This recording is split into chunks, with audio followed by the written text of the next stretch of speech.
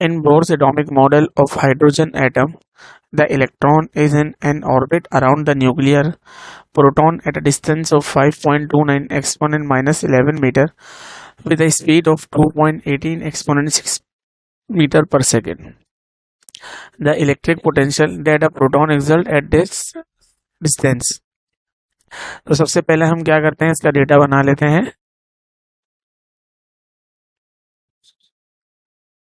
तो हमारे पास क्या क्या वैल्यूज गिवन है। डिस्टेंस गिवन है r 5.29 एक्सपोनेंट माइनस 11 मीटर, ठीक है। और चार्ज की वैल्यू और मास की वैल्यू कांस्टेंट है। वेलोसिटी की वैल्यू हमें गिवन है, वो है 2.18 एक्सपोनेंट 6 मीटर पर सेकेंड, ठीक है। फाइंड आउट हमें क्या करना है, इलेक्ट्रिक पोटेंशियल मालूम करना है V। सॉल्यूशन ले लेते हैं। इलेक्ट्रिक पोटेंशियल का फॉर्मूला होता है V is equal to 1/4 pi epsilon naught Q upon R। तो हम पोटेंशियल को ऐसे भी लिख सकते हैं, देखें K Q upon R। K की वैल्यू हमारे पास कांस्टेंट होती है 9 एक्सपोनेंट 9। Q की वैल्यू हमारे पास ये है 1.6 exponent minus 19 and divided by R की वैल्यू हमारे पास कितनी है 5.29 एक्सपोनेंट माइनस 11। इसको सॉल्व कर लेते हैं। तो यहाँ पे आपके पास पोटेंशियल आएगा 27.22 वोल्ट। ये आपके पास आंसर आ गया। In Bohr's atomic model of hydrogen atom, the electron is in an orbit around the nuclear proton at a distance 5.29 exponent minus 11 meter with a speed of 2.18 exponent 6 meter per second. Find the total energy of the atoms in electron volt. तो हम यहाँ पे क्या करते हैं, इसका data बना लेते हैं। और हमारे पास क्या वैल्यूज गिवन है। सबसे पहले हमें रेडियस पता है R1 जो कि वैल्यू है 5.29 एक्सपोनेंट माइनस 11 मीटर, ठीक है। वेलोसिटी जो है वो आपको बताइए 2.18 एक्सपोनेंट 6 मीटर पर सेकेंड, ठीक है। चार्ज और मास की वैल्यू कांस्टेंट है, वो लिखी हुई है। आपने मालूम क्या करना है, एनर्जी। यहाँ पे सॉल्यूशन ले लेते हैं। According to the Bohr's atomic model,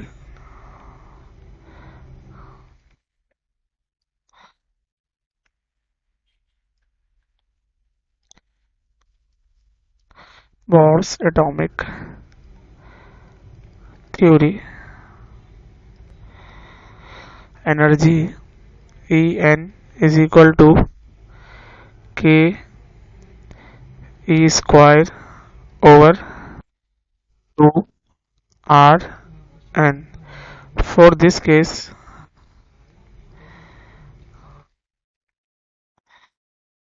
N is equal to 1। तो E1 बराबर हो जाएगा K E स्क्वायर 2R1। अच्छा, वैल्यूज क्या है, 9 एक्सपोनेंट 9, E की वैल्यू है 1.6 एक्सपोनेंट माइनस 19 का square divided by 2 5.29 exponent minus 11। इसको सॉल्व कर लेंगे तो ये हमारे पास जो आंसर आएगा ये जूल में आएगा। 0.18 एक्सपोनेंट माइनस 18 जूल। अगर हमें इसको इलेक्ट्रॉन वोल्ट में लिखना है तो इलेक्ट्रॉन वोल्ट में कन्वर्ट करने के लिए 2.18 exponent minus 18 divided by 1.6 exponent minus 19, तो ये इलेक्ट्रॉन वोल्ट में कन्वर्ट हो गया। अब हम देख लेते हैं हमारे पास आंसर क्या आ रहा है। E1 बराबर हो जाएगा 13.6 इलेक्ट्रॉन वोल्ट, ये आपके पास आ गया E1। ठीक है बेटा। अच्छा, एक चीज जो यहाँ पे समझनी चाहिए वो ये कि हमारे पास जो चार्ज है वो एक प्लस का है, ठीक है, और एक माइनस का है, ठीक है। तो हम यहाँ पे क्या करेंगे, प्लस माइनस लेके यहाँ पे बाहर माइनस का साइन कंसीडर करेंगे, इन दोनों को मल्टीप्लाई करेंगे तो ई स्क्वायर हो जाएगा, प्लस माइनस माइनस आ जाएगा। तो आपके पास ये जो आंसर में है यहाँ पे वैल्यू आएगी -13.6 इलेक्ट्रॉन वोल्ट, और ये फर्स्ट ऑर्बिट की आपके पास वैल्यू होती है E1 is equal to -13.6 electron volt. Atomic model of hydrogen atom, the electron is in an orbit around the nuclear proton at a distance of 5.29 exponent minus 11 meter with a speed of 2.18 exponent 6 meter per second. Find the ionization energy of the atom in electron volt। ठीक है, हमें ionisation energy मालूम करनी है electron volt की।